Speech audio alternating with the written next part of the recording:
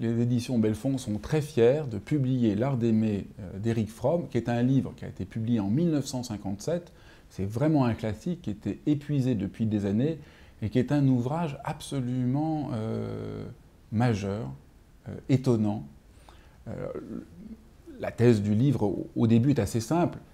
On se trompe en pensant que j'aime ou j'aime pas, il y a un art d'aimer. Et on oublie cet art d'aimer. Et tant de gens sont malheureux parce qu'ils oublient cet art.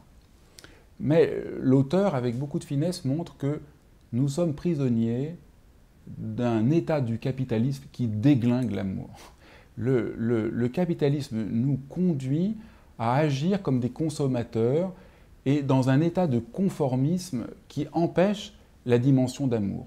On apprend à obéir à des tas d'ordres toute la journée, de répondre à des tas de demandes, et du coup, on n'est plus prêt à prendre le risque véritable de l'amour. Et du coup, Erich Fromm souligne, la seule question que les gens se posent, c'est « j'ai pas trouvé la bonne personne », comme « j'ai pas trouvé le bon produit dans un magasin », sans comprendre que peut-être c'est pas du tout dans cette direction-là qu'il faut aller si vous voulez apprendre à aimer.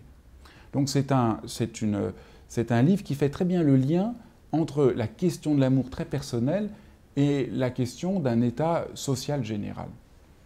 Erich Fromm, qui est un thérapeute, un psychologue, qui a été marqué par la psychanalyse, même s'il est complètement dissident par rapport à Freud, souligne que dans l'amour se joue quelque chose comme un déchirement, qu'on a perdu le côté fusionnel qu'on a pu avoir quand nous étions des nouveau-nés, et qu'il faut faire le deuil de cette manière-là.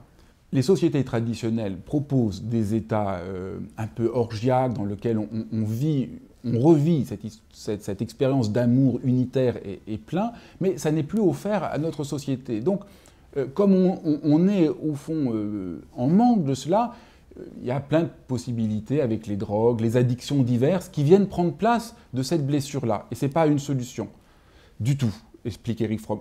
Mais l'autre problème, explique Erich Fromm, c'est qu'on a tendance du coup à renoncer à cette expérience d'unité et à entrer dans un conformisme complet. Et Erich Fromm dénonce la manière dont, sans nous en rendre compte parfois, notre société nous invite à un conformisme complet et que si nous voulons aimer, il faut prendre le risque d'être prêt à une certaine aventure et à sentir ce que nous sommes. Impossible d'aimer si vous n'êtes pas à l'écoute de votre être propre. Et c'est donc au fond à une révolution personnelle et une révolution sociale auquel nous invite Erich Fromm. Alors, évidemment, ce livre a eu un impact considérable dans les années 60. Il a joué un rôle majeur dans la révolution des années 68.